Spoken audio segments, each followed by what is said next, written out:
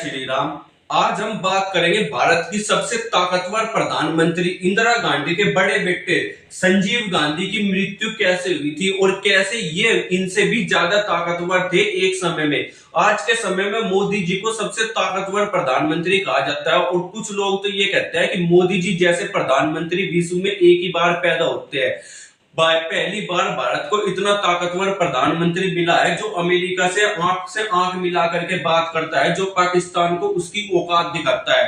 पर आपको जान करके हैरानी होगी, इंदिरा गांधी मोदी जी से 10 गुना ज्यादा ताकतवर प्रधानमंत्री थी। आज के समय में मोदी जी पाकिस्तान को लतियाते रहते हैं, पर एक समय पर 1971 में जो इंदिरा गांधी ने किया, पाकिस्तान के 2 टुकड़े कर दिए थे। 92,000 सैनिक पाकिस्तान के घुटने टेक करके उन्होंने आत्मसमर्पण करा था इंदिरा गांधी के सामने। जिस अमेरिका को प्रधानमंत्री मोदी आंख दिखाते हैं कि हम अमेरिका के सामने झुकेंगे नहीं, उसी पर अमेरिका को एक समय पे इंदिरा गांधी ने अपने यहां से भागने के लिए मजबूर कर दिया था। अमेरिका क्या सोच रहा था 1971 में कि भारत पर अटैक कर दे, और उस समय पे इंदिरा गांधी की इतनी ताकतवर, इतनी सूझबूझ, इतनी समझदारी की वजह से अमेरिका क्या करना पड़ गया, अमेरिका को भारत से पीछे हटना पड़ा और पाकिस्तान ने उस समय पर घुटने टेक दिए। तो इतनी ताकतवर प्रधानमंत्री थी इंदिरा गांधी। और इससे भी 10 गुना ज्यादा जो ताकतवर अगर किसी को बोल सकते हो वो थे संजय गांधी।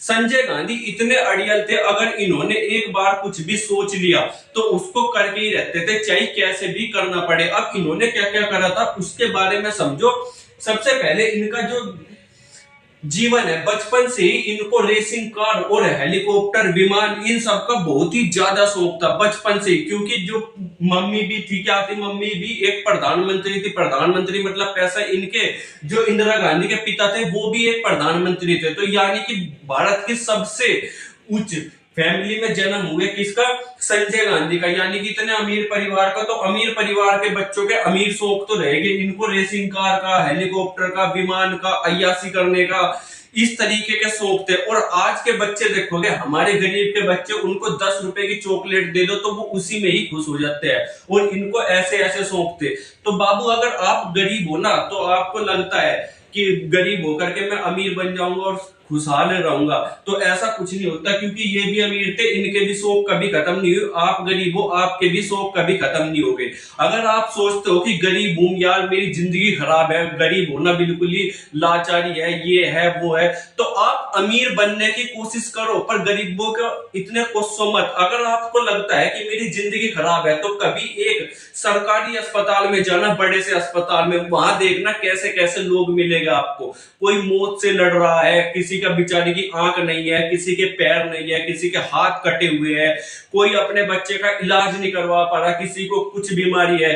तो इतनी खतरनाक खतरनाक बीमारी है, कोई बेचारा इतना गरीब है कि वो रात को भूख के सो रहा है, वो भी सड़क पर। तो ऐसे ऐसे लोग भी इस दुनिया में है, इसी भारत में है। तो अगर आप सोचते हो कि हमारी जिंदगी खराब है तो आप उनके साथ अपना कंपेयर कर सकते हो। कम से कम आपके पास एक फोन तो है जिसमें आप मेरी वीडियो देख रहे हो, तो आपकी जिंदगी बहुत ज्यादा बेहतर है उन लोगों से। और अगर चाहते हो कि हमारे बच्चों की और ज्यादा बेहतर हो हमारे से, तो अभी मेहनत करो और मेहनत करके पैसा कमाओ, अमीर बनो, ना कि अपनी जिंदगी को कोसो। फिलहाल इनके बहुत ही ज्यादा अमीर शौक थे, और एक समय आया जब इंदिरा गांधी ने क्या कर दिया, 1975 में क्या कर दिया, इमरजेंसी लगा दी। इंदिरा गांधी जो कि उस समय पर भारत की प्रधानमंत्री थी, उन्होंने क्या कर दिया, 1975 में इमरजेंसी की घोषणा कर दी। इमरजेंसी क्या थी, इमरजेंसी का मतलब था कि जो आम लोगों के मौलिक अधिकार है उनको छीन लेना। कहने का मतलब था, जैसे मैं आपके सामने अभी इंदिरा गांधी के बारे में बात कर रहा हूं ना, अगर मैं इमरजेंसी के टाइम पर होता तो मुझे उठा करके जेल में डाल दिया जाता। किसके द्वारा, इंदिरा गांधी के द्वारा। और ऐसा ही हुआ भी। इंदिरा गांधी ने लाखों लोगों को, 10 लाख, 1 लाख, 1 से 10 लाख के लोगों के बीच में लोगों को उठा उठा करके जेल में डाला। जो भी इंदिरा गांधी की थोड़ी सी भी बुराई करता हुआ मिल गया, उसको उठा करके जेल में डाल दिया। जितने भी विपक्ष के नेता है सबको उठा करके जेल में डाल दिया। आज के समय में हम मोदी जी पे आरोप लगाते हैं कि डेमोक्रेसी खत्म हो रही है, मोदी जी तानाशाही कर रहे हैं, ये कर रहे हैं। तो इंदिरा गांधी, मैंने कहा था ना, जो अच्छाई है मोदी जी की उसकी भी 10 गुना अच्छाई इंदिरा गांधी में थी, और जो खराबी है मोदी जी की उसकी भी 10 गुना खराबी इंदिरा गांधी में थी। तो इन्होंने एक समय पे जितने भी विपक्ष के सारे नेता थे सबको उठा करके क्या करवा दिया, जेल में डलवा दिया। चाहे कोई भी अटल बिहारी वाजपेयी हो या कोई भी जो उस समय का फेमस नेता हो, सबको उठा उठा करके इन्होंने जेल में डलवा दिया। अखबारों पर रोक लगवा दी कि अखबार छाप ही नहीं सकते, अगर अखबार छापने आया तो पहले हमें दिखाओ अखबार की तुम हमारी बुराई तो नहीं कर रहे। इस अखबार में ऐसे ऐसे कारनामे इंदिरा गांधी के समय पे आपातकाल में करे गए, और इसके पीछे जिसका दिमाग था वो था संजय गांधी का। जो संजय गांधी उस समय पे प्रधानमंत्री तो इंदिरा गांधी थी, पर जो प्रधानमंत्री के तौर पे काम करते थे वे थे संजय गांधी। सबसे ज्यादा ताकतवर उस समय पे यही व्यक्ति थे, सारा का सारा काम यही किया करते थे। और इन्होंने ऐसे ऐसे काम करे अड़ियल रवैये से, क्या क्या काम करे देखो। पहले तो इन्होंने काम करा नसबंदी, उठा उठा करके लोगों को उनके नसबंदी करवा दी ताकि बच्चे को पैदा ना कर सके, क्योंकि उस समय पे भारत की पॉपुलेशन जनसंख्या लगातार बढ़ती जा रही थी, बढ़ती जा रही थी, बढ़ती जा रही थी। और ये सोच रहे थे कि जनसंख्या क्या करी जाए, कम करी जाए। ये नहीं देखा गया कि उसकी बच्चे की शादी हुई है, क्या उसके बच्चे हैं या नहीं है। सबकी उठा करके जो भी पुरुष उस समय पे इनको मिला पकड़ पकड़ करके नसबंदी करवा दी गई, और इसी फैसले का एक कड़ा विरोध लोगों ने करा। अब ये था कि ये चाहते थे कि लोग बाग खुद से भी नसबंदी करवाए, तो इन्होंने दो तरीके अपनाए। पहला, एक व्यक्ति जो खुद से नसबंदी करवा रहा है उसको इनाम दिया जाता था, और जो व्यक्ति खुद से नसबंदी नहीं करवा रहा है उसको पकड़ करके उसकी जबरदस्ती नसबंदी करी जाती थी। लगभग 1 करोड़ लोगों की इन्होंने नसबंदी करवा दी। कितने? 1 करोड़ लोगों की इन्होंने क्या करवाई थी, नसबंदी करवाई थी, ताकि वो बच्चा पैदा ना कर सके। अब इसके अलावा क्या करा इन्होंने, जितनी भी झुग्गियां थी, झुग्गियां मतलब गरीब आदमी क्या करता है, रोड पर घर बना लेता है अपना, ठीक है, उसको बोलते हैं झुग्गी। अब झुग्गी को तोड़ दिया, सारी दिल्ली में जितनी भी झुग्गियां थी सबको तोड़ दिया, सब गरीबों को दिल्ली से बाहर निकाल दिया। क्यों? क्योंकि ये चाहते थे दिल्ली क्या है, लंदन जैसी चमके। हमारी दिल्ली जो कि भारत देश की राजधानी है उसको बहुत ही ज्यादा क्या बनाना चाहते, साफ सुथरी बनाना चाह रहे थे ये। तो इसी वजह से इन्होंने सारी की सारी झुग्गियां तोड़वा दी, सारी की सारी लोगों को, गरीब लोगों को दिल्ली से बाहर फिकवा दिया ताकि दिल्ली बहुत ज्यादा सुंदर दिखे। अब ऐसे ऐसे काम करे इन्होंने, और इनके खिलाफ बोलने वाला उस समय पे कोई नहीं था, क्योंकि इमरजेंसी लगी हुई थी। और अगर कोई बोलता था इनके खिलाफ तो क्या करवा दिया जाता था, जेल में उनको डाल दिया जाता था। इसी वजह से ये सारा का सारा काम इस तरीके से कर पा रहे थे। पर ऐसा नहीं है कि इन्होंने सारे काम खराब ही करवाए, इन्होंने बहुत अच्छे अच्छे भी काम करवाए। उस समय पे क्या थी, उस समय पे जितनी ट्रेन थी वो सारी की सारी क्या चलती थी, टाइम से चलती थी। जितनी बसें थी सारी की सारी टाइम से चलती थी। सारे के सारे रोड बहुत ही ज्यादा साफ सुथरे थे उस समय के। तो इतने अच्छे अच्छे काम भी हुए, पर उस समय के जितनी ज्यादा चीज थी सारी अच्छी थी, पर एक चीज खराब थी, वो थी बोलने की आदत थी। अगर कोई भी कुछ भी इनके खिलाफ बोलता था तो उसको उठा करके जेल में डाल दिया जाता था, और एक तरीके से तानाशाही चल रही थी। जो सरकार ने कह दिया, चाहे वो अच्छा हो या खराब हो, सब वो हर किसी को मानना पड़ता था। आज के समय में चाइना में देखोगे तो इमरजेंसी जैसे हालात है, जैसे उस समय पर 1975 में क्या थे, भारत में इमरजेंसी के हालात थे ना, ऐसे ही हालात इस समय चाइना में है। अगर इमरजेंसी अब तक लगी हुई होती 1975 से अब तक का, तो भारत देश क्या होता, चाइना से कम 2 से 3 गुना आगे होता है इस समय पर इमरजेंसी की जो खराब बात है कि लोगों को बोलने की आदत भी नहीं थी। इसी वजह से आज के समय में लोग क्या है, चाइना को पसंद नहीं करते। क्यों? क्योंकि हम चाइना से कंपेयर तो कर लेते हैं कि चाइना बहुत अच्छा है, चाइना देखो कितना डेवलप कर रहा है, चाइना में बड़ी बड़ी बिल्डिंग है। पर ये कभी नहीं कहेगा कोई भी भारतीय कि हम जाकर के चाइना में बस जाएंगे। क्यों नहीं कहता? क्योंकि उनको पता है कि अगर हम चाइना में बसे तो हमारी बोलने की आजादी छीन ली जाएगी, हमारी काम करने की इच्छा छीन ली जाएगी, और जबरदस्ती हम पे काम थोपा जाएगा। अगर हम त्योहार मना रहे हैं अपने तो त्योहार नहीं मनाए जाएंगे।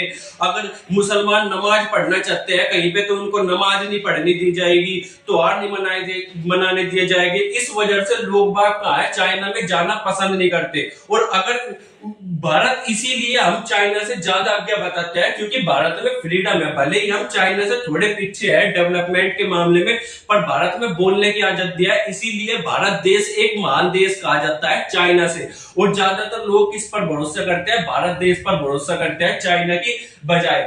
फिलहाल इन्होंने जो एक अच्छा काम करा वो था मारुति। तो इनका एक सपना था, देखो उस समय पर भारत देश बहुत ही ज्यादा गरीब था। कब की बात चल रही है, 1975 के आसपास की। उस समय भारत देश बहुत ज्यादा गरीब था, तो लोगों के पास कार नहीं होती थी, ज्यादातर साइकिल भी नहीं होती थी गरीब आदमियों के पास। तो जितनी कार होती थी सारे रजवाड़े लोग रखते थे, जो राजा महाराजा है वो कार रखते थे, जो बड़े बड़े जमींदार है वही कार रखते थे, जो पैसे वाले आदमी है वही कार रखते थे। तो ये चाहते थे कि गरीब आदमी या एक मिडिल क्लास आदमी भी कार में चले, उनका भी सपना कार में चलने का पूरा हो। तो उन्होंने एक चीज बनाई और सोची कि भारत में एक ऐसी कार लाई जाए जो कि भारत में गरीब आदमी या मिडिल क्लास आदमी खरीद सके।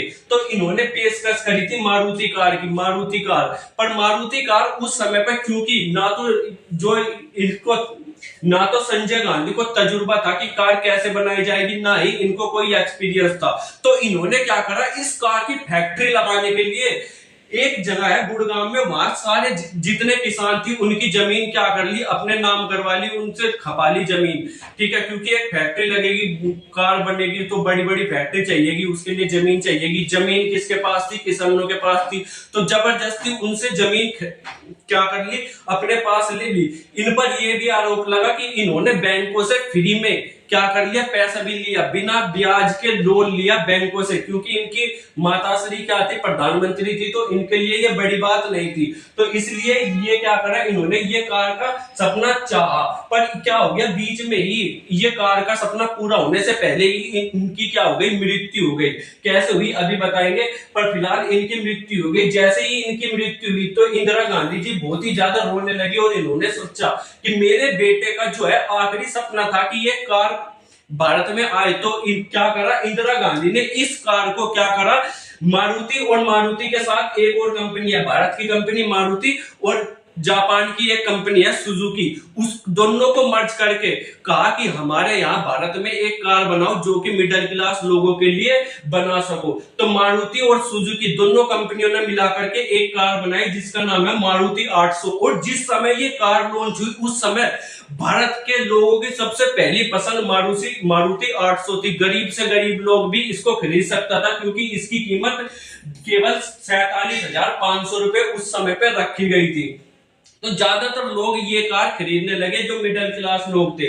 तो इस वजह से भी संजय गांधी को याद किया जाता है एक अच्छी तरीके से, क्योंकि उन्होंने गरीब आदमी को कार की सुविधा दी थी। अब यहाँ पर इनकी मृत्यु हुई कैसे, देखो इनको विमान का, गाड़ियों का, रेसिंग का बहुत ज्यादा शौक था। तो एक समय ये क्या कर रहे थे, विमान उड़ा रहे थे। ये वाला विमान है, इसको ये उड़ा रहे थे अपने पायलट के साथ। अब पायलट के साथ उड़ा रहे थे तो इस विमान को उड़ा करके ऊपर क्या करा जाता है, स्टंट करा जाता है। और ये स्टंट कर रहे थे, पर अचानक से ये क्या करने लगे, स्टंट करते करते जितनी ऊंचाई पर इनको विमान रखना था उससे थोड़ी ज्यादा नीचे पे ये आ गए, जिसकी वजह से इस विमान का क्या हो गया, बैलेंस क्या हो गया, बिगड़ गया, जिसकी वजह से इनकी क्या हो गई, मृत्यु हो गई। ये बैलेंस बिगड़ा और ये क्या हो गया, विमान में दुर्घटना हो गई और इनकी मृत्यु हो गई। जो कि इनके साथ थे इनका को पायलट, वो भी क्या हो गई, मृत्यु हो गई उनकी भी। अब इस पर क्या लगाया गया, बहुत सारे आरोप लगाए गए। लोगों ने आरोप लगाया कि जानबूझ करके इस विमान का क्या करा गया, इंजन फेल करा गया ताकि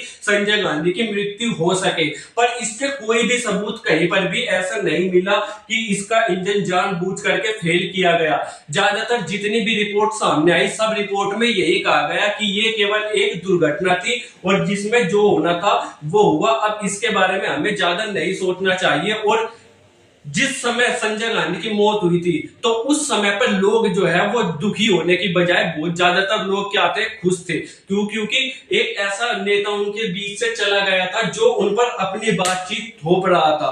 तो कितना भी आप भलाई के बारे में सोचो, पर लोगों को दुखी आपको नहीं करना चाहिए। भलाई ठीक है, डेवलपमेंट ठीक है, पर लोगों की इच्छा भी होनी चाहिए। लोगों को साथ लेकर के अगर हम डेवलपमेंट करेंगे तो ही लोग आपको अच्छे तरीके से याद करेंगे। अगर आप तानाशाही पर उतर आए और चाहे कि नहीं भारत डेवलप हो जाए और लोगों को, लोग मरते हैं तो मरने दो, कोई फर्क नहीं पड़ रहा, तो इससे बहुत ज्यादा दिक्कत आने वाली है और लोग आपका साथ बिल्कुल भी नहीं देंगे। तो अगर आप चाहते हो कि एक अच्छा नेता आपको लोग बाग कहे तो सबको साथ लेकर के विकास करिए, तभी आपको एक बहुत अच्छा नेता लोग बाग कहेंगे। अब आप लोग इस पर क्या सोचते हो, कमेंट करके जरूर बताना। मिलेंगे अगली वीडियो में, तब तक के लिए बाय बाय।